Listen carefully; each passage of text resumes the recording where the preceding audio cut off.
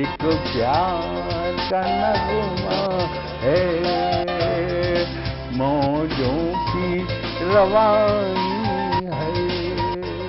आए ऋतुराज तो बिसार सब काज, कोई मीठी मीठी धुन गुनगुनाने लगी धरती। हंसा के जड़वत जीवन को चेतन चाटा बदल गया। सीएम साहब, हमारे 30 विधायक अपोजिशन पार्टी में चले गए। अब आप सीएम नहीं रहे। सतमौला। तो अब नया सीएम कौन बन रहा है? चल सतमौला खाओ, कुछ भी बचाओ। मैं सीधे अनिल मित्तल जी से आग्रह करूंगा, माननीय अध्यक्ष जी को मंच पर, हाँ जी, मंच पे आप आए। माननीय सचिव जी राजकुमार जी कृपया, अनिल मित्तल जी,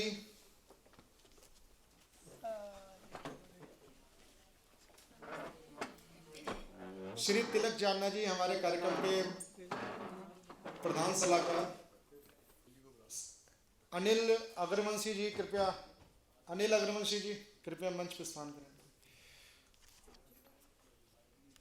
सबसे पहले सभी हम आज़ादी के अमृत महोत्सव सतमौला कम्युनिटी चौपाल का हम 18वां वार्षिक उत्सव मना रहे हैं, 18वीं वर्षगांठ हम मना रहे हैं। साथ ही साथ ये आज़ादी के अमृत महोत्सव का भी विषय है। और सबसे पहले मैं सभी अतिथिगण और सभी अपने सामने दर्शक दीर्घा में बैठे हुए अति विशिष्ट और सभी हमारे आजीवन सदस्यों से आग्रह करूंगा, सभी अपने स्थान पर खड़े हो जाएं। राष्ट्रगान से हम कार्यक्रम प्रारंभ करने जा रहे हैं।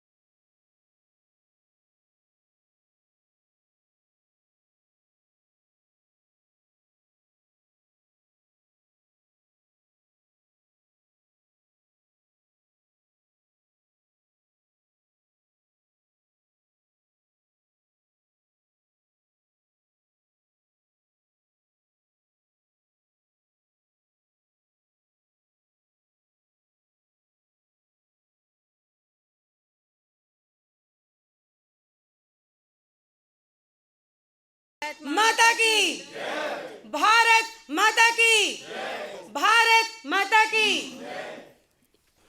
पहले इस कार्यक्रम को हमारा प्रारंभ कैसे हुआ? मैं और श्री गुरजेश जी आपस में चर्चा कर रहे थे अपने कार्यालय में कि भाई इस कविता का इतना क्षरण हो रहा है और कविता आज चुटकुलेबाजी का नाम हो गया है और कविता में एक वल्गैरिटी आ रही है और हमारे आने वाली जो हमारी पीढ़ी है उसको किस दृष्टि से देखेगी।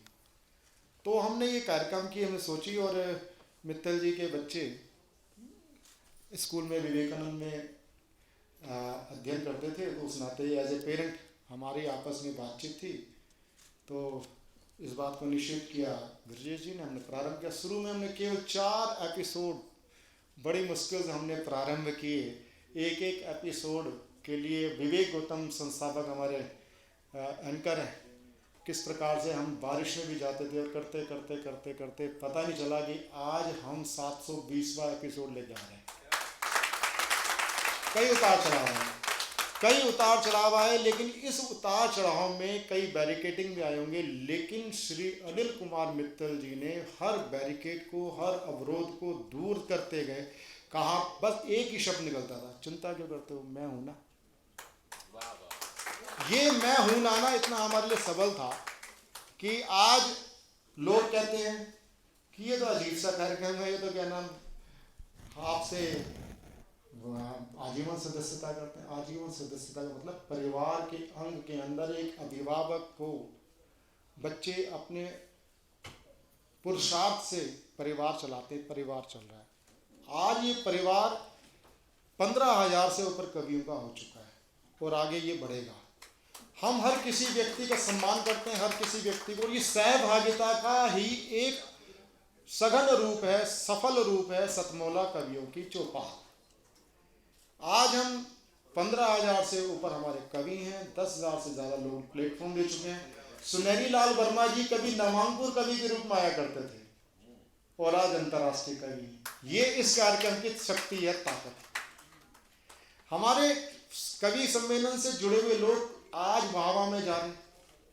अनेक आज 1000 से ऊपर हमारा डाटा है जो आज सुप्रसिद्ध कवि हैं। हम किसी का नाम नहीं बोल लेना चाहेंगे। कारण क्या है कि ये क्योंकि वो कोई चाहे वो खुद कहे कि मैं सतमोला कवि चौपाल में जाया करता था, लेकिन हमारे पास डाटा 1000 से ऊपर कवि आज वरिष्ठ कवि बन चुके हैं।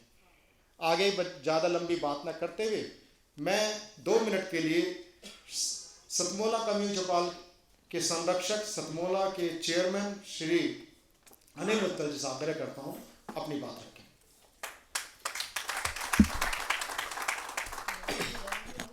नमस्कार। सबसे पहले मैं सतमोला कवियों की चौपाल के सभी दर्शकों का धन्यवाद करना चाहता हूं कि आपके प्यार और आशीर्वाद के कारण ही हम आज सतमोला कवियों की चौपाल के 18 वर्ष पूरे कर पाए हैं। मुझे याद है जब प्रवीण आर्य जी और हमने 15 अगस्त 2004 में इसकी शुरुआत साधना टीवी से की, तो हमें नहीं पता था कि ये सफ़र इतना लंबा चलेगा। इसके लिए मैं प्रवीण आर्य जी और साधना टीवी के चेयरमैन राकेश गुप्ता जी के सहयोग के लिए बहुत बहुत आभारी हूँ। प्रवीण जी ने इसमें पूरी मेहनत और लगन से इसे साकार किया। मुझे खुशी है सतमोला कवियों की चौपाल में 720 एपिसोड आ चुके हैं और इसमें करीब 15,000 से अधिक नवांकर कविगण इसका हिस्सा बन चुके हैं। मेरा मानना है कि कविगण हमारे हिंदी साहित्य का अहम हिस्सा है और हमने यदि इसे प्रोत्साहित नहीं किया तो इस कला को हम भूल जाएंगे। हेलो हेलो आवाज़ बढ़ाओ। आजकल बहुत से program dancing, singing, comedy show होते रहते हैं, लेकिन सतमोला ग्रुप सतमोला कवियों के चौपाल के माध्यम से इस अमूल्य परंपरा को आगे बढ़ाने में प्रयासरत है और हमें इसमें देश भर के सभी नामांकन कवियों को प्लेटफॉर्म देते रहेंगे। और अब मैं अपने बड़े भाई विधानसभा अध्यक्ष श्री रामनिवास गोयल जी का बहुत बहुत धन्यवाद करना चाहता हूं कि उन्होंने हमें सतमोला कवियों के चौपाल का 19वां जन्मदिन विधानसभा में कराकर इसे हमेशा के लिए यादगार बना दिया है। और यहाँ आए मेरे सभी मित्रों का धन्यवाद करना चाहूँगा। आपने आज यहाँ आकर सतमोला कवियों की चौपाल की शोभा बढ़ाई। आप सबका बहुत बहुत धन्यवाद और तहे दिल से आभार। धन्यवाद। सतमोला कवियों की चौपाल में हमारे बीच में अनेक विशिष्ट जन हमारे बीच में पधार चुके हैं। सतमोला कवियों की चौपाल में जब ये हम 19वां जन्मदिन हम मनाने जा रहे हैं तो उसमें आशीर्वाद एक इस विशिष्ट शख्सियत का हमें मिलने जा रहा है। वह होते हैं हमारे दिल्ली विधानसभा के माननीय अध्यक्ष श्री रामनिवास गोयल जी। रामनिवास गोयल जी आशीर्वाद हमें पूरा किस प्रकार देंगे, वो आशीर्वाद फलित होता है कि आप हमारे एक कवि के रूप में भी, आप जहां आपने दर्शक धीरता के रूप में क्रांतिकारियों की आप जाएंगे तो मैं ज़रूर आपसे आग्रह करूंगा, या अध्यक्ष जी का भी आग्रह है कि आप गैलरी में से होते जाएं और एक एक चित्र को देखिए। एक एक क्रांतिकारी के बारे में बताया गया है और साथ ही आप कवि भी हैं। कई बार हम कहते हैं सतमोला कवि चौपाल में राजनीतिक लोग आते हैं, उसका उनका क्या अर्थ है? क्यों कीर्ति जी, ऐसा प्रश्न उठता होगा ना। लेकिन सतमोला कवियों की चौपाल में वही राजनेता उपस्थित होता है जिसका साहित्य से सरोकार होता है, कविता से सरोकार होता है। आज इस बात का प्रमाण माननीय अध्यक्ष जी देंगे और आशीर्वचन के साथ एक अपनी छोटी सी कविता भी रखेंगे। सतमोला कवियों की चौपाल में मैं अपनी ओर से, दिल्ली विधानसभा की ओर से आए हुए सभी कवियों का, सभी श्रोताओं का, उद्योगपतियों का हार्दिक अभिनंदन करता हूँ, स्वागत करता हूँ। अनिल जी मेरे बहुत घनिष्ठ मित्र हैं। मैं वेकवार में रहता हूँ, आप सूर्यनगर में रहते हैं।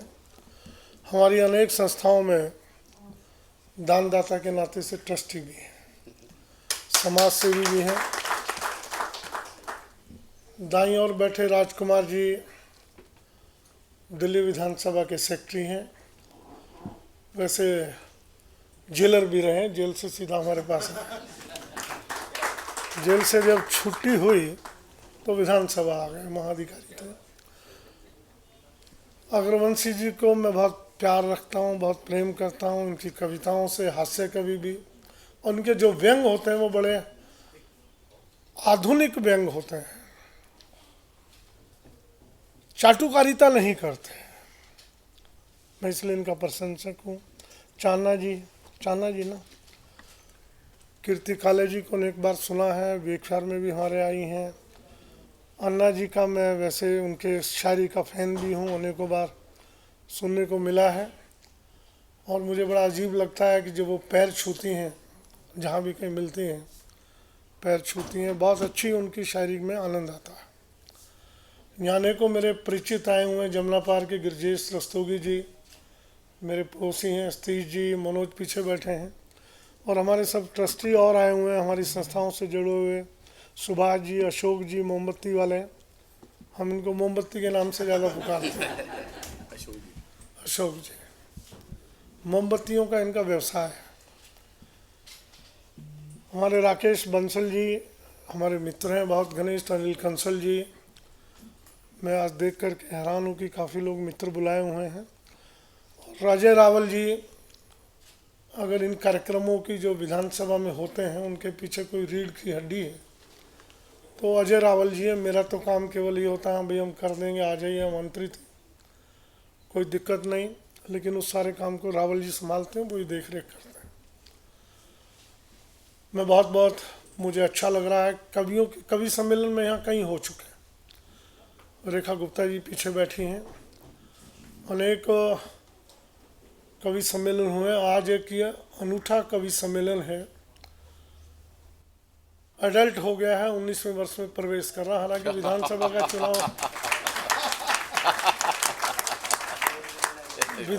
का चुनाव लड़ने के लिए आयु शायद 25 वर्ष। अभी 6 साल और सिल्वर जुबली बनाएंगे। सिल्वर जुबली बड़े लेवल में बनाएंगे। हाँ, बड़े लेवल। सिल्वर जुबली बहुत अच्छे लेवल में बनेगी। अग्रवंश के भी काफ़ी बंधु यहाँ बैठे हैं। मेरी धर्मपत्नी भी आई हैं, इनको भी कवि सम्मेलन का शौक है। जाती रही है मेरे साथ बहुत सुनने, लाल किले तक भी गई हैं। अब बहुत दुविधा में प्रवीण जी ने डाल दिया है। मैं कविता अंत में सुना दूंगा, लेकिन कुछ बातें आपसे पहले कर लूँ। आज बहुत नए चेहरे विधानसभा में आए जो मैं समझता हूँ पहली बार आए हैं। और विधानसभा के इतिहास के विषय में शायद वो जानते भी नहीं होंगे कि विधानसभा खाली ये दिल्ली की विधानसभा एक राजनीति का अखाड़ा केवल नहीं है। इसके पीछे बहुत गहरा इतिहास छुपा है। कीर्ति जी को भी शायद मालूम नहीं होगा। ये विधानसभा 1911 में, आज से 111 साल पहले निर्मित हुई थी। अंग्रेजों ने जब ये तय किया कलकत्ता से राजधानी दिल्ली शिफ्ट करनी है, at that time it was called central legislative assembly, केंद्रीय विधानसभा, जिसको अब लोकसभा बोलने लग गया। 1912 में यहीं पर इसी विधानसभा में जहाँ बैठते हैं, हमारे सब पूर्वज यहीं बैठते थे। लाला लाजपत राय हुए, नेहरू हुए, मोतीलाल नेहरू हुए, सरदार पटेल हुए, दोनों भाई, विठल भाई पटेल, वल्लभ भाई पटेल, सब वो उस वक्त के, क्यों कांग्रेस थी और कांग्रेस द्वारा जो भी नेता लिए जाते थे वो यहीं बैठते थे। उस वक्त पद्धति क्या रही होगी चुनने की मैं नहीं कह सकता। अंग्रेजों द्वारा अपने नॉमिनेटेड होते थे, कांग्रेस के अपने लोग होते थे, लेकिन अंग्रेजों की 4 सदस्यों से मेजोरिटी बराबर बनी रहती थी। उस इतिहास में एक बड़ा स्वर्ण अक्षरों में लिखा गया है कि लोकतंत्र, भले हम गुलाम थे लेकिन लोकतंत्र का तगाजा देखिएगा। उस वक्त अध्यक्ष चुनना था 1912 में। 4 वोटों से अंग्रेजों की मेजॉरिटी थी, लेकिन उसके बावजूद भी पहला भारतीय अध्यक्ष इस कुर्सी पर बैठा, वो थे सरदार विठल भाई पटेल। क्या बात है, वाह। उन्हीं का चित्र लगा। ये लोकतंत्र का तगाजा था, वो चुने गए। 1926 में यहाँ से विधानसभा बंद हो गई, वर्तमान जो लोकसभा है वहाँ शिफ्ट हो गई। अब प्रश्न ये उठता है कि 1926 के बाद इस बड़े भवन का क्या हुआ जिसमें 250 कमरे, तो ये न्यायालय में परिवर्तित हो गया। जो हमारे क्रांतिकारी उस वक्त लाल किले में बंद रहते थे, एक सुरंग के द्वारा यहाँ लाया जाता था। पहले ओपन लाते थे, लेकिन क्रांतिकारी तो सरफिरे होते हैं, नारे लगाते थे भारत माता की जय, इनकलाब जिंदाबाद। सड़क पे चलते लोगों का लहू खुलने लगता था। तो अंग्रेजों ने निर्णय किया कि उनको किसी सुरंग के जरिए लाया जाए। एक सुरंग लाल किले से यहाँ तक बनाई गई और यहीं उनके मुकदमे चलते थे, और जिसको सजाए मौत देनी होती थी, इसी विधानसभा के प्रांगण में एक फांसी घर था, वहाँ उनको फांसी दी जाती थी। आज़ादी तक यही सिलसिला चला। तो इसलिए मैंने कहा कि ये विधानसभा, इसका ऑरा जो है, वास्तविकता में कोई यहाँ चुन करके आएगा और वो देश से प्रेम करने वाला व्यक्ति है, समाज से प्रेम करने वाला व्यक्ति है। विधानसभा में घुसने के बाद अपने आप ऑटोमेटिकली उसका ऑरा जो है वो चेंज होता है, क्यों यहाँ क्रांतिकारियों की आत्मा आज भी बसती है। क्या बात। वो सुरंग जो है माउथ टू माउथ चलती थी। कभी किसी स्पीकर ने क्यों नहीं हिम्मत की, मैं नहीं जानता। 1916 में अखबारों में आप लोगों ने पढ़ा होगा, बहुत चर्चा रही। लंदन से भी लोग आए उस सुरंग को देखने के लिए। वो सुरंग 1916 में खोज डाली। आज तो उतना समय नहीं है, तो आप देखना चाहेंगे तो दिखाएंगे। और फांसी घर भी मैं एक दिन ऐसे ही पूरी विधानसभा का राउंड ले रहा था 2018 में, तो मैं जब भी निकलता था एक कमरा बिल्कुल लॉक रहता था। भाई ये कमरा लॉक क्यों रहता है, मन में जिज्ञासा रहती थी। एक दिन मैंने पूछ लिया इस कमरे को खोलते क्यों नहीं है, कमरा इस्तेमाल हो जाए, कुछ जगह की भी ज़रूरत थी। नहीं बात समझ में आ रही थी किसी के। फिर किसी कर्मचारी ने कहा जी हाँ फांसी घर है इसलिए खोलते नहीं। उसका ताला तोड़ा, वास्तविकता में जीने में चढ़े, कमरा नहीं है वो, बहुत पतला सा जीना। आप देखिएगा, आज उसको ज़रूर देखे जाइएगा। कल उसका वैसे ओपनिंग करेंगे हम, मैं बता रहा हूँ उसका। बहुत जाले लगे हुए थे। उसके बाद सफाई करवाई गई, अंदर गए। अंदर जा कर के एक नई दीवार मुझे दिखाई दी। पुरानी दीवार नई दीवार में अंतर होता है। जो 110 साल पहले वाली दीवार रही हो या आज़ादी के बाद की दीवार रही हो, तो उस दीवार को तुड़वाया गया तो उसके दीवार के पीछे 2 फांसियाँ निकली। 2 फांसियाँ जो आज एज इट इज, उसको मैंने छेड़ा नहीं है, ना रेनोवेट करवाया है। उसका प्लास्टर, उसकी लकड़ी, उसका सब कुछ एज इट इज छोड़ा है। तो इसलिए मैंने कहा ये भवन बहुत महत्वपूर्ण है। और इसी भवन में आज़ादी के बाद 5 साल दीक्षांत समारोह दिल्ली यूनिवर्सिटी का हुआ है। 1951 में विधानसभा बनी। चौधरी बरम प्रकाश पहले मुख्यमंत्री बने, लेकिन अधिकारों को लेके बड़े क्रांतिकारी थे। अनेकों बार जेलों में रहे। पहले मुख्यमंत्री बने, कांग्रेस के थे, कांग्रेस केंद्र में थी। नेहरू से उनका टकराव हो गया दिल्ली के अधिकारों को लेकर। 4 साल वो मुख्यमंत्री रहे। उसके बाद 1 साल के लिए गुरबख्श सिंह जी को बना दिया गया। ये तो एक चलो प्रक्रिया थी, लेकिन जो दूसरा सबसे बड़ा आघात दिल्ली के लोगों ने सहा 1996 से लेकर 1993 तक, मैं दोहरा रहा हूँ, 1956 से लेकर 1993 तक, यानी 37 साल there was no assembly, there was no elected member. कोई इलेक्टेड एमएलए नहीं होता था, कुछ नहीं था, नथिंग वॉज लाइक दैट। केवल एलजी और दिल्ली की जनता, या अधिकारी और दिल्ली की जनता। ये कुल मिला के इसका मैंने एक ब्रीफ, एक लोकतंत्र पहले का, एक लोकतंत्र बाद का और एक लोकतंत्र आज का, आप खुद अंदाज लगाइए उस विषय को। ये मैंने एक छोटी सी ब्रीफ रखा है। आज़ादी का 75वां वर्ष चल रहा है। 75 वर्ष 15 अगस्त को पूरे हो जाएंगे। आज़ादी भी हमारी बुजुर्गों की श्रेणी में आ जाएगी। जब बुजुर्गों की श्रेणी में आते हैं तो हम समझते हैं, कहते हैं कि हम बहुत समझदार हो गए हैं, परिपक्व हो गए हैं। अब कितना परिपक्व हुए हैं ये एक बहुत बड़ा क्वेश्चन मार्क है। ये हम लोग खुद चिंतन कर सकते हैं, विचार कर सकते हैं। एक छोटी सी कविता के माध्यम से आज भी देश की जो स्थिति है, एक ही बात कहकर मैं उस कविता पे आ रहा हूँ।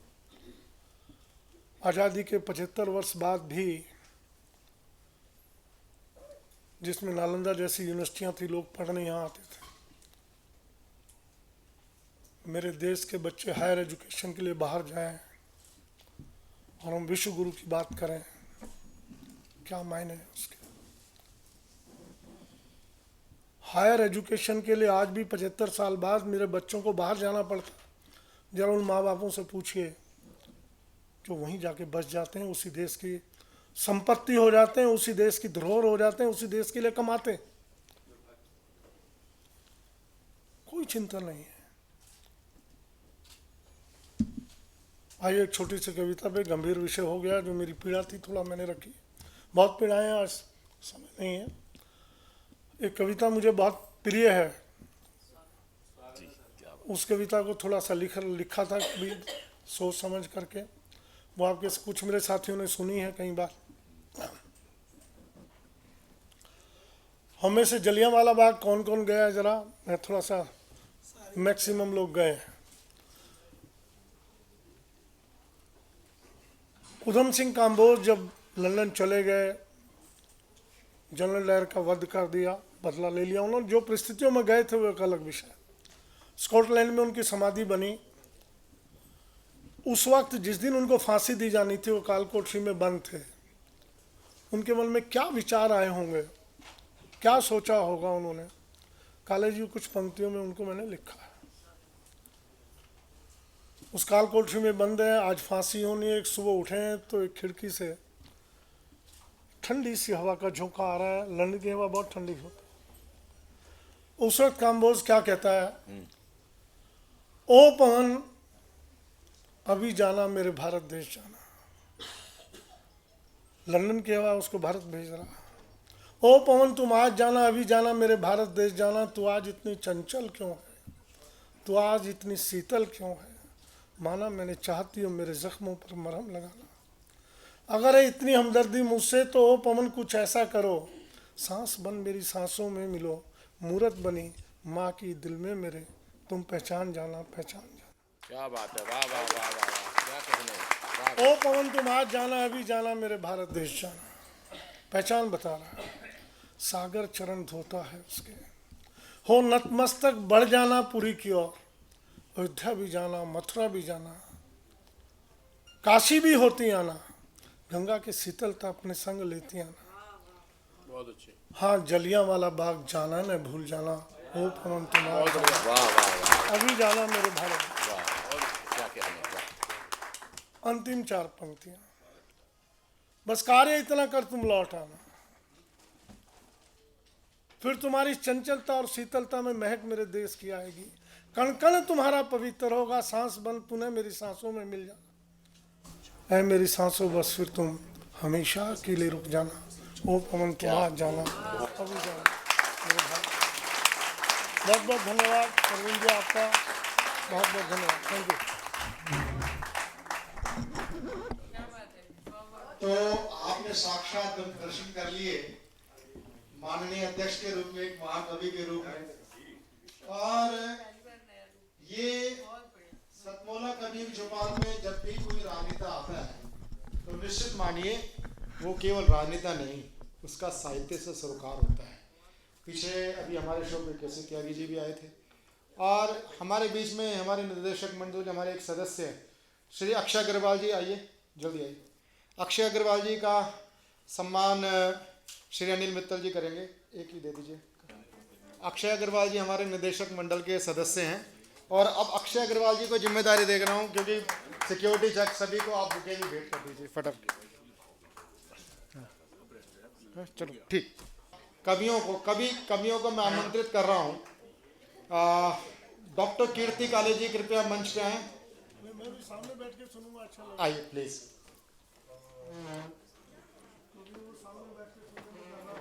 डॉक्टर कीर्ति काले जी, जोरदार तालियों के साथ हम स्वागत करें। अनाथ हेलवी जी, सुनेरी लाल वर्मा तुरंत जी, प्रमोद निर्मल जी कृपया मंच पर। और ये वाली जो दीर्घा है, ये जो तो मैं अब आगे के कवि सफल कवि सम्मेलन के लिए श्री अनिल अग्रवंशी जी को मंच प्रदान करें।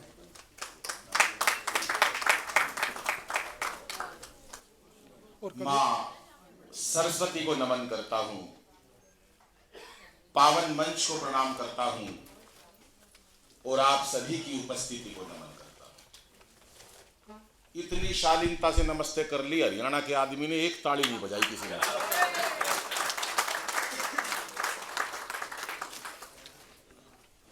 सिर्फ 2 मिनट की भूमिका अपने भावों को अर्पित करने का मुझे मन है। उसके बाद सीधा सीधा कवि सम्मेलन, ज़्यादा समय संचालन में भी नहीं लूँगा क्योंकि मुझे सर ने बताया कि अनिल भाई इतने बजे तक हमको निकलना भी है। तो मैं चाहता हूँ कि उस बीच हमारे 5 महत्वपूर्ण कवि उनके समक्ष कविता पाठ कर लें।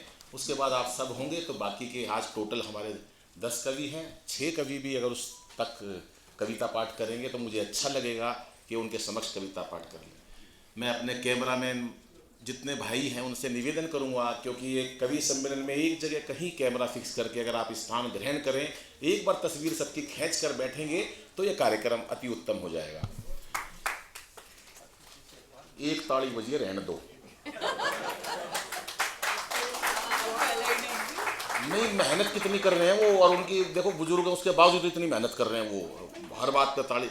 देखो आज का जो कवि सम्मेलन मैंने जब पूछा अनिल भाई से, सुनेरी लाल जी प्लीज, जब मैंने अनिल मित्तल जी से पूछा कि कार्यक्रम की क्या रूपरेखा रहेगी तो उन्होंने एक ही बात कही कि अनिल जी आज का कार्यक्रम सतमोला का ये 19वें वर्ष में प्रवेश कर रहा है। लगभग 10-15 हज़ार कवियों ने मंच पर कविता पाठ किया और आज ये पूरे देश में 700 से ज़्यादा एपिसोड हमारे प्रसारित हुए। मैं एक बात तो कहना चाहता हूँ कि मंचों पर मुझे बहुत साल हो गए। मैंने गुरु छोटेलाल जी दिल्ली दूरदर्शन के म्यूजिक डायरेक्टर थे, रेखा जी जानती है उस बात को। मैंने उनसे संगीत भी बहुत विधिवत शिक्षा ली, लेकिन मुझे ये पता है कि इतने वर्षों में अगर कोई व्यापारी व्यक्ति, कोई अग्रवाल बंधु या कोई इंडस्ट्रियलिस्ट अगर इतना बड़ा काम करता है तो मैंने देखा है कि उसमें से अगर कोई बड़ा, सबसे बड़ा नाम साहित्य के प्रति आता है तो वो हमारे अनिल मित्तल जी का आता है। ये एक बड़ी बात है, वरना साहित्य कहीं लुप्त होता जा रहा है। हम डीजे पर आ गए हैं, मोबाइल पर अनर्गल ऐसी वीडियो देखने पर आ गए हैं। लेकिन अगर साहित्य को कोई किसी ने जिंदा रखा, वो और भी कार्य कर सकते थे, अपना नाम और भी ऊंचा कर सकते थे। सतमोला के चौपाल के अलावा कुछ और भी नाम रख सकते थे, वो और भी बहुत कार्य कर सकते थे, लेकिन उन्होंने साहित्य को चुना। मैं उनका कवियों की ओर से आभार व्यक्त करता हूँ और सबसे बड़ा आभार मैं व्यक्त करता हूँ आदरणीय हमारे विधानसभा अध्यक्ष राम निवास जी का। मैं उनके बारे में इतना कहना चाहूँगा, जब वो अध्यक्ष बने मैं उनके बारे में ज़्यादा परिचित नहीं था। एक जमुना पार में कवि सम्मेलन था, लगभग 8-10 साल पहले मुझे मंच पर मिले, बहुत प्यार दिया, गले से लगाया। तो मैंने पूछा कि उन्होंने बताया मेरे को कि सर रहते यहीं हैं और कविताओं से प्यार करते हैं, लेकिन धीरे धीरे जैसे मुझे पता चलता गया कि जैसे उन्होंने बताया, और ये बात बताने की नहीं होती है, हर नेता अपने आप में देशभक्ति की बातें करते हैं, हर नेता अपने आप में संस्कारों की बात करते हैं, लेकिन संस्कारों की अगर देश की कोई कविता लिख सकता है तो उसके भीतर में देश बसता है साहब।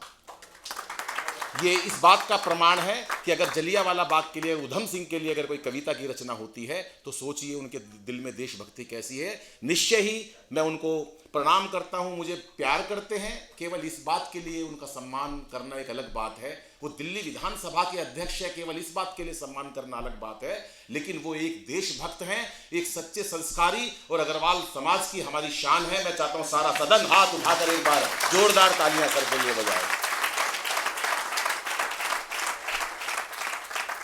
और तमाम लोग बैठे हैं, लेकिन मेरे को अनिल जी ने बताया कि आज का कवि सम्मेलन हास्य से ओतप्रोत भी रखना है, क्योंकि सतमोला कवियों की चौपाल है। हम देश की बात भी करेंगे, क्योंकि 75वां हमारा जो अमृत महोत्सव मनाया जा रहा है उसका भी हम ध्यान रखेंगे। लेकिन आज जो कवि आए हैं उनका एक छोटा सा परिचय भी मैंने करवा दिया है, लेकिन दोबारा भी जैसे मुझे लगता है कि अब लंबा परिचय कराने से बेहतर है कि कवि तप सीधा शुरू करा जाए। और प्रवीण आर्य जी जिन्होंने सारा कार्यक्रम संजोया है, कवियों के साथ बड़ी मेहनत की, बराबर उनको फ़ोन करके अनिल भाई ऐसे करना है, इस प्रकार से करना है। मैं प्रवीण भाई के लिए भी एक बार चाहता हूँ कि जोरदार आप सब तालियां बजाएं। सतीश गुप्ता जी हमारे बीच में हैं, सर प्रणाम करता हूँ। राजू भाई दवे जी हमारे बीच में हैं, उनका भी स्वागत करता हूँ। विकास गुप्ता जी हैं, यादवगिरी विकास जी आपका भी स्वागत है। अनीता मुकीम जी मुझे लगता है शायद जब मैं कवि सम्मेलन में आया तब से जुड़ी हुई है। और अग्रवंश जो उन्होंने शुरू किया उसमें देश के अग्रवाल कवियों को और अग्रवाल समाज को जोड़ा, मैं उन्हें भी बधाई देता हूँ। अनीता जी बैठी हैं हमारे बीच में। श्यामला जी चले गए क्या अग्रवंश से?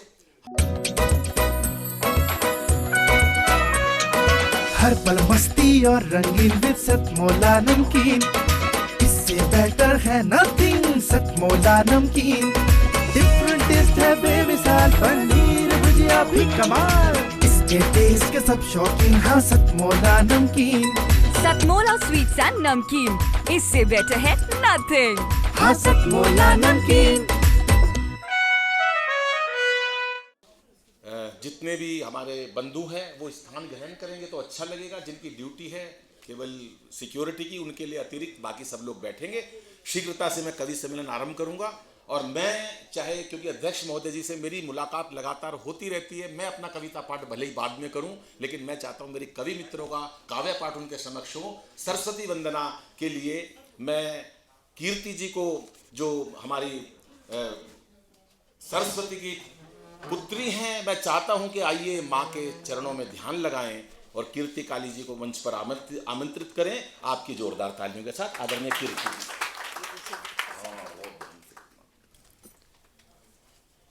परम आदरणीय श्री रामनिवास गोयल जी, आदरणीय गोयल जी, आदरणीय अनिल मित्तल जी और अग्रवंश की अध्यक्षा अनीता जी, और यहाँ उपस्थित सतमोला कवियों की चौपाल के सभी सदस्यगण, प्रवीण आर्य जी जो सतमोला कवियों की चौपाल इतने वर्षों से और निर्बाध गति से चला रहे हैं, उनको भी मैं धन्यवाद देती हूँ।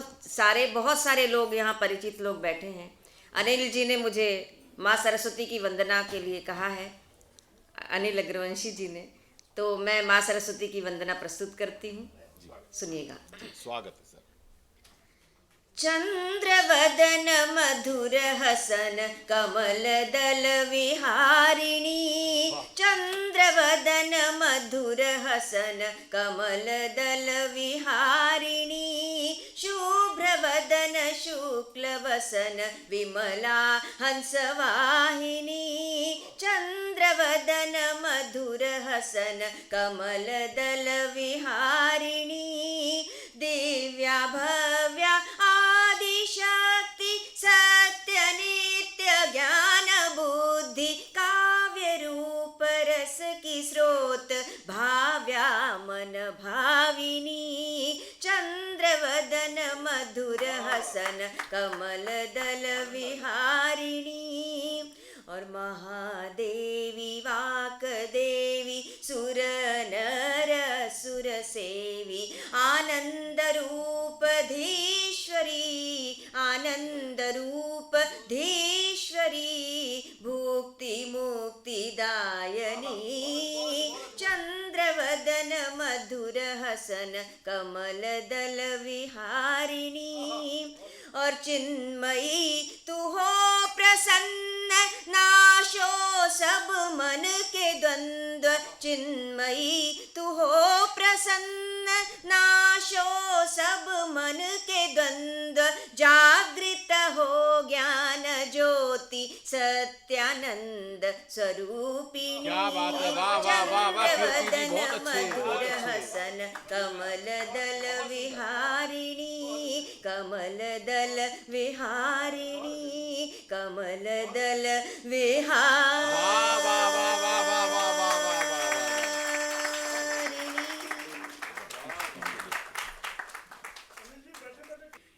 बहुत अच्छा कविता पाठ कीर्ति जी ने किया। एक बार तालियां लगातार बजाते रहिए। थोड़ा सा मैं चाहता हूं कि जितना उनको व्यस्तता रहती है सर को, और जितना पूरी दिल्ली का काम संभालना, हम अपने परिवार का कार्य नहीं संभाल पाते, लेकिन पूरी दिल्ली की जब बात आती है कि यहाँ हजारों आदमी आते हैं। अभी भी मैं देखा तो सर बैठे हुए लोगों की समस्याओं का समाधान कर रहे थे। ये बहुत बड़ी बात है कि अगर हम अपने जनता के सेवक बनकर हमेशा ये कार्य करते हैं और तमाम एक विधानसभा का अध्यक्ष होने के बावजूद भी एक बारीकी से बारीकी बात को अगर हम ऊपर तक ले जाते हैं और उसके लिए समाधान की बात सोचते हैं तो सोचो कितना तनाव भरा काम होगा। तो मैं उस तनाव को दूर करता हूँ और कुछ थोड़ा सा मैं चाहता हूँ कि कुछ हम ऐसी बात भी करेंगे जिनसे कि हमें हंसी का एक पिटारा मिलेगा। हालांकि यहाँ पर कुछ औपचारिकताएं रहती हैं, ऐसा तो कुछ नहीं है सर। खुले के काम करें, सारी खुला, फिर ताली बजा दो। फिर मैं अपनी जाऊँ क्योंकि हरियाणा का आदमी है ना, इतनी देर खामोश बैठ नहीं सकता। वो एक महिला बैठी है, मैं देख रहा हूँ 15 मिनट हो गए, एक शब्द नहीं बोली। मारा हरियाणा की लुगाई इतनी देर चुप बैठा दो, खड़ा नाश हो जाए कति। वो अनीता जी सच बता रहा हूँ मैं, वो एक ने भैया बैठ जाओ आप पानी देके, है ना, सबको वो एक ने हेलीकॉप्टर चलाना सीख लिया। घर वाले बोले यार हेलीकॉप्टर सीख लिया, एक बार हमको भी सैर करवा दे। बोला यार तुम शोर बहुत मचाते हो। बोला नहीं मचाएंगे। पूरा परिवार सर हेलीकॉप्टर ने शर्त पे बिठा लिया, कोई शोर नहीं मचाएगा। हेलीकॉप्टर काफी ऊंचाइयों तक उड़ा के ले गया, पूरा परिवार बिठा के मना कर दी, बोलने को कोई नहीं बोला। उसने देखा यार नाराज हो गया परिवार। उसने कहा कोई कुछ तो बोलो, पीछे मुड़ के देखा सारा परिवार नाराज हुआ पड़ा। बोला अरे कोई कुछ तो बोलो, कोई नहीं बोला। अपनी माँ से बोला माँ तू ही कुछ बोल। माँ बोली बेटा मैं अब क्या बोलूं, मैं जब ही नहीं बोली जब तेरा बाप नीचे गिर गया था। तो ज्यादा खामोशी भी ठीक नहीं रहती है। इससे पहले कोई कुछ कर दे तो उसमें हंसी की बहुत जरूरत होती है। 4-5 दिन पहले श्यामलाल जी मेरा एक कवि सम्मेलन ऑडिटोरियम में, अभी की बात है, अब तो शुरू हुआ, पहले तो कोरोना था। एक कवि सम्मेलन में देखा एक महिला आई होगी घर में कलेश करके, मेरे को क्या लेना देना। मेरे को 15 मिनट से गुस्से में देख रही। जब मैं मंच पर आया गुस्से में घूर, मेरी नजर पड़ गई। मैंने कहा ये बहन जी मेरे को बड़ी गुस्से में देख रही है। मैंने पूछ लिया, मैंने कहा बहन जी मुझसे कोई गलती हो गई क्या? बोली नहीं तेरी शिकल मेरी सास से मिलती है। एक बार मिलके तालियां बजाओ तो कवि सम्मेलन आरंभ करे। भाई यही चाहिए साहब, क्योंकि जो आज का कवि सम्मेलन है उसके अंदर देश की बातें होंगी, संस्कार की बातें होंगी, माँ की बातें होंगी, बेटी की बातें होंगी, हास्य की बातें होंगी। क्योंकि यहाँ पर जब हम विधानसभा में आते हैं या जो कवि होते हैं, कवियों की कोई इस प्रकार से राजनीति से कोई सरोकार नहीं रहता। और मैंने जो सर की भावनाएं देखी हैं आदरणीय रामनिवास जी की, वो भी राजनीति से ओतप्रोत नहीं, वो देश की बात करते हैं, वो संस्कारों की बात करते हैं, वो अपनेपन की बात करते हैं। आइए दोस्तों, मैं पहले कवि को आमंत्रित करता हूं, ज़्यादा समय संचालन में नहीं लूँगा, सिर्फ आपसे जोड़ने के लिए है। रसिक गुप्ता जी हमारे बीच में है। रसिक गुप्ता जहाँ मेरी आवाज़ सुन रहे, आ जाओ रसिक भाई। रसिक भाई आइए सर। रसिक भाई अपना काव्य पाठ करें, समय की सीमा आपको पता है। और रसिक भाई देश के एक बड़े कवि हैं। रसिक, मैं पहले एक बार इनकी भूमिका बना दूं ना। ये रसिक भाई देश के बड़े कवि हैं। क्यों वहां पर बैठे बैठे तो पता ही नहीं चलेगा ना रसिक कौन है। ये रसिक जी हैं, इनकी देश के एक बड़े कवि हैं। इन्होंने कम से कम 7-8 किताब लिखी हैं। 7-8 तो किताबें ताड़ी नहीं बजानी, किसी ने नहीं पढ़ी। लिख लो किताब, क्या होता है किताब लिखने से। मैं पूरी बात तो सुनते नहीं, ताली पहले बजा देते हैं। भाई साहब 7-8 किताब लिखी, किसी ने एक पन्ना नहीं पढ़ा। क्या फायदा ऐसी किताब लिखने के। मैं हूं, मैंने एक पेज नहीं लिखा आज तक।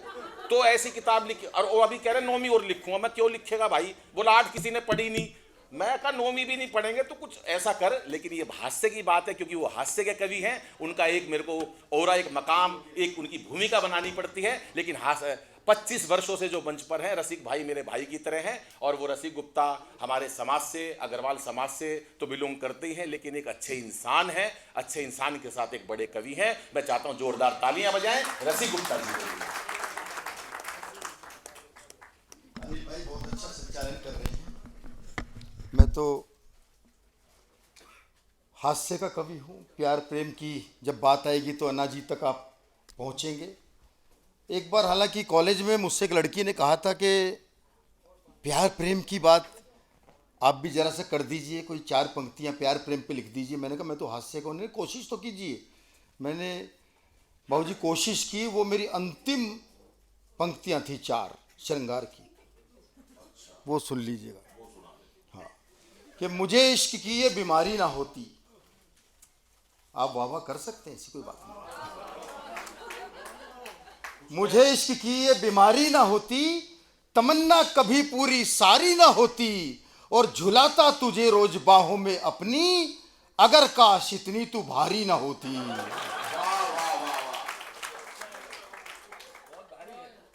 तो भाई साहब वही सत्यानाश हो गया, वो अंतिम थी। उसके बाद में श्रृंगार लिखने लायक नहीं रहा अनीता जी।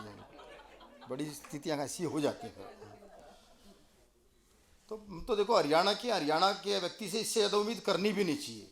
वो एयरफोर्स का एक पायलट अपनी हरियाणवी सास को एयर शो में लेके आया, तो उसने ये सोचकर जहाज को उल्टा सीधा ऊपर नीचे दाएं बाएं हर एंगल पर घुमाया कि मेरी सास को मेरा हुनर दिख जाएगा।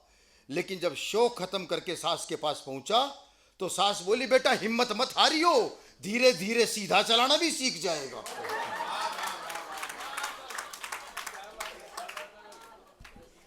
तो स्थितियां बिल्कुल ऐसी हैं। बिल्कुल देखो, हमारे देश में अरबी खाई जाती है, बोली नहीं जाती।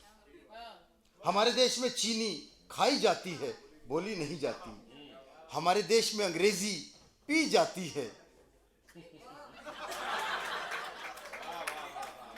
बोली नहीं जाती। लेकिन अगर किसी को किसी की कोई बात किसी भी भाषा में समझ में ना आए तो एक बार पूछ लो, देखो हिंदी में समझाऊं क्या? तो बोला, नहीं भाई साहब समझ गया।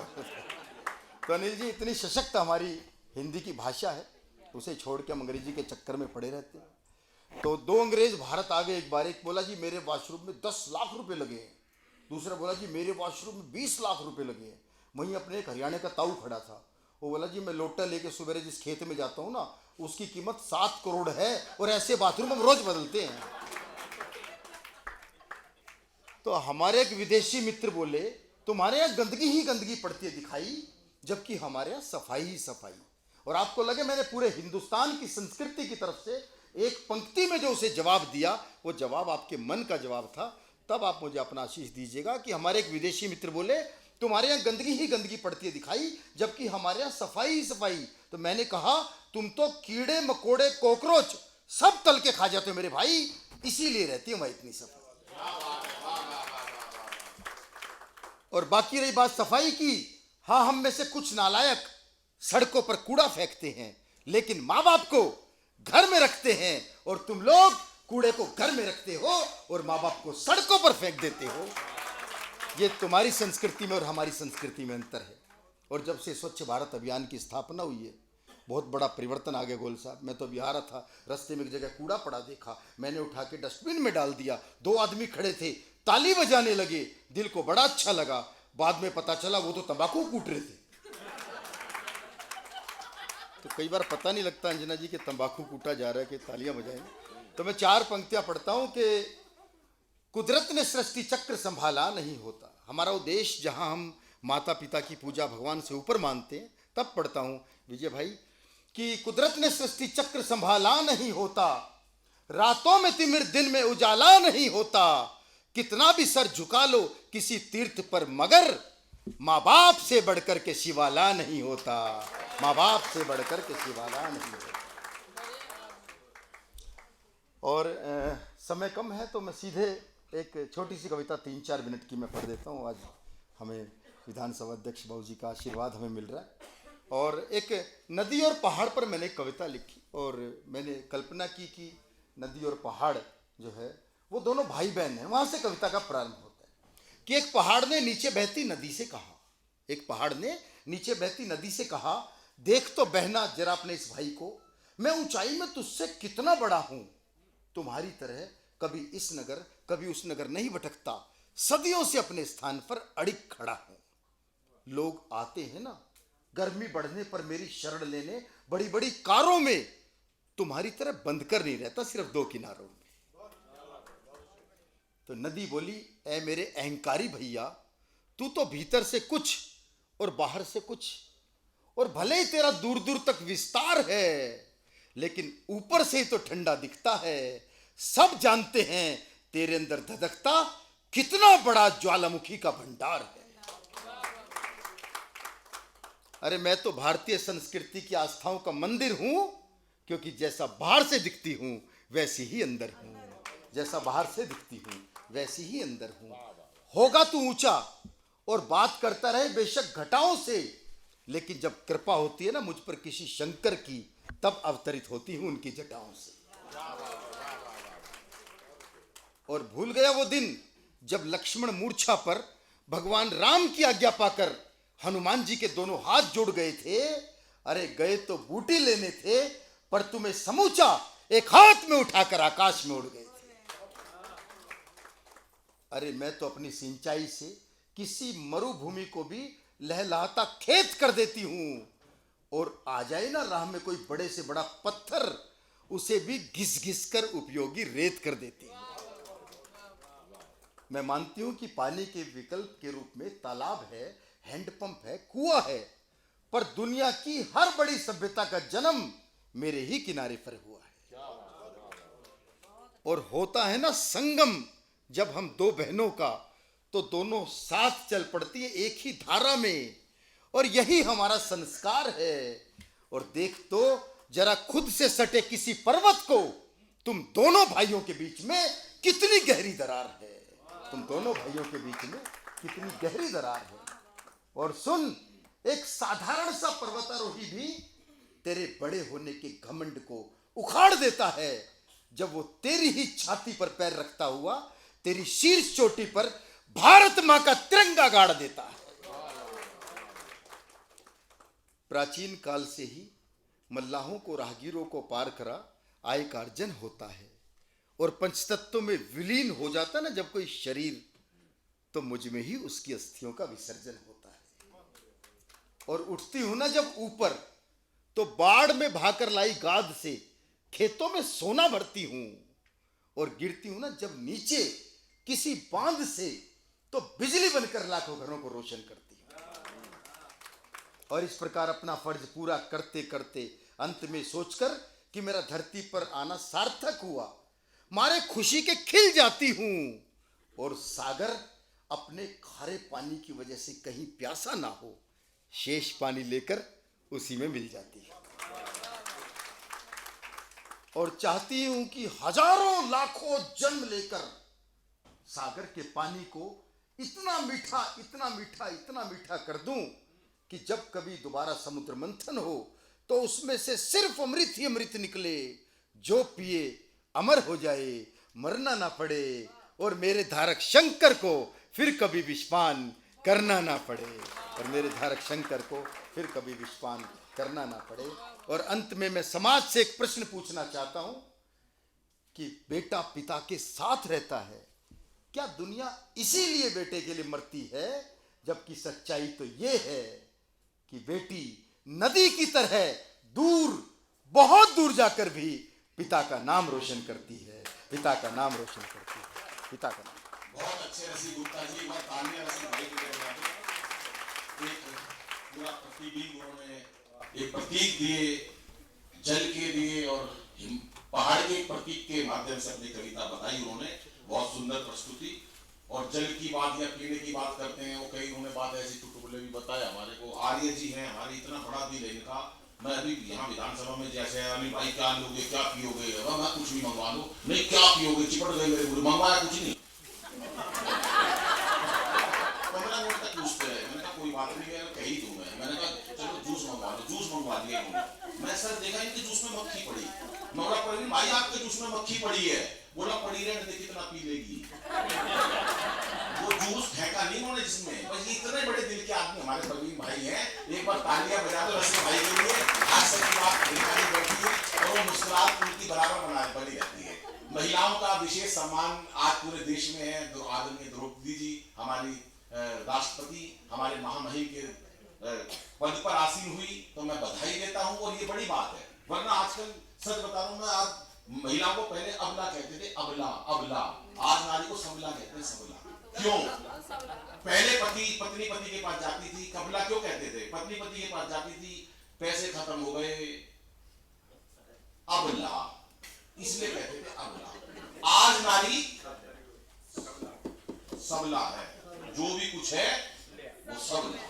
नारी का जो है ना आज बहुत चेंज हो गया है। और भाभी जी तो हर बात पे इतना आनंद ले रहे हैं, मुझे अच्छा लगता है कि जो लोग इतना देश के लिए और समाज के लिए करते हैं, अगर मेरे को कहीं ऐसा माँ सरस्वती ने वाणी का ये दिया है कि मैं आपके चेहरे पर मुस्कुराहट ला सकूं, क्योंकि चेहरे पर हंसी और दिल में खुशी होती है, सही मायनों में यही जिंदगी। साहब चेहरे पर हंसी और दिल में खुशी होती है, सही मायनों में यही जिंदगी होती है। और हंसना किसी इबादत से कम नहीं, किसी और को हंसा दो तो बंदगी होती है। इतनी टेंशन हो गई जमाने के अंदर, टेंशन में बैठा आदमी और खाम खा के टेंशन ये ढूंढ रहा है। कोई काम नहीं है। मान लो अनिल जी आप सड़क पे जा रहे हो, पेंशन देखो कैसे मिलेगी, आप सड़क पे जा रहे हो, आप रहने दो, आप चेयरमैन हो सतमोला जी, वो इतने बड़े चेयरमैन श्यामलाल जी भी अगर आप चले जाओगे। मान लो आप सड़क पे जा रहे हो, बिना जान पहचान किसी को नमस्ते करके निकल जाओ, अगले का टेंशन हो जाएगा, मुझे नमस्ते। ये आदमी की वो प्रकृति बन गई आजकल तनाव लेने की। क्यों तनाव में रह रहे हैं हम? एक बैठा तनाव में, अरे मैंने टेंशन में को बैठा है, बोला एक दिन या सारी दुनिया मर जाएगी। टेंशन देखो कहां से लेके फिर रहे हो। अरे मैंने टेंशन में को बैठा है, बोला एक दिन या सारी दुनिया मर जाएगी, पूरी हरियाणवी में। तो मैंने कहा तुम टेंशन में को बैठा है, बोला तो सब आखिरी में मरेगा, उसको शमशान घाट कौन लेके जाएगा। टेंशन देखने लोगों ने कहां से ढूंढ रखी है। अपने को टेंशन वाला काम नहीं करना है, हमें करना है प्यार का काम, संस्कारों का काम। और इसी कड़ी के अंदर मैं बुलाता हूं भुवनेश सिंगल जी, जो हमारे अग्रवाल समाज के दिल्ली के युवा अध्यक्ष के साथ लगातार ही कुछ ना कुछ देश की बातें करते हैं, संस्कारों की बातें करते हैं। मेरे छोटे भाई के रूप में है, लेकिन एक बेहतरीन कवि है। मैं चाहता हूं मंच पर आए, अपनी प्रस्तुति दे। समय की सीमा वही है जो रसिक भाई की थी। भुवनेश जी आए और आप जोरदार तालियां बजाएं कि या तो चरण हवाओं का रुख मोड़ देंगे हम, या खुद को वाणी पुत्र कहना छोड़ देंगे हम। और हिचकिचाएंगे जिस दिन हकीकत लिखने से यारो, कागज को फाड़ देंगे, कलम तोड़ देंगे हम। जोरदार तालियां भुवनेश के लिए। बहुत बहुत आभार सभी का।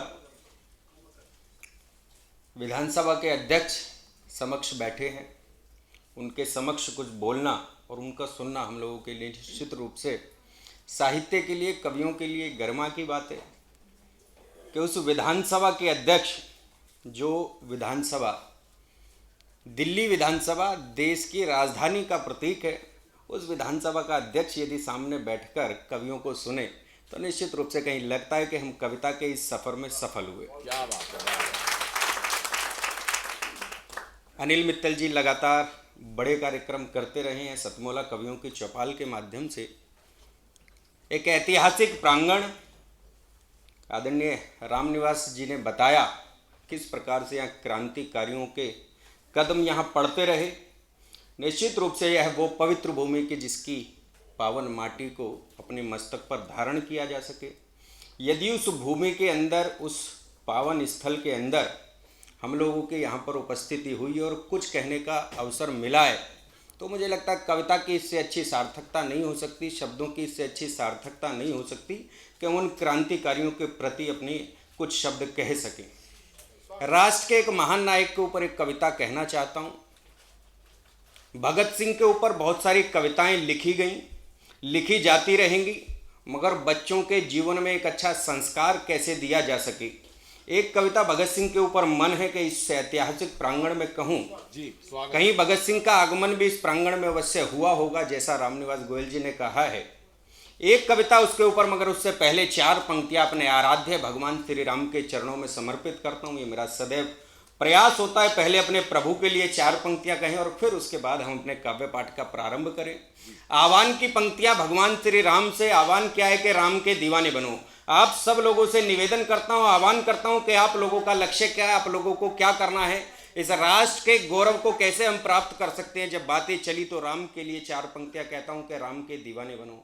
आह्वान की पंक्तियां हैं कि राम के दीवाने बनो, प्रेम के खजाने बनो, राम राम राम राम राम गुण गाइए। राम के दीवाने बनो, प्रेम के खजाने बनो, राम राम राम राम राम गुण गाइए। दिलों में बसा के राम, होठों पे सजा के नाम, जीवा में मधुरता के स्वाद को जगाइए और फिर देखो मेरे राम कर देंगे सारे काम। एक बार राम जी का ध्यान तो लगाइए, एक बार राम जी का ध्यान तो लगाइए और सबकी है शान राम मेरे भगवान राम। राम जी का काज यही राम राज लाइए। और ये राम राज्य आएगा कैसे?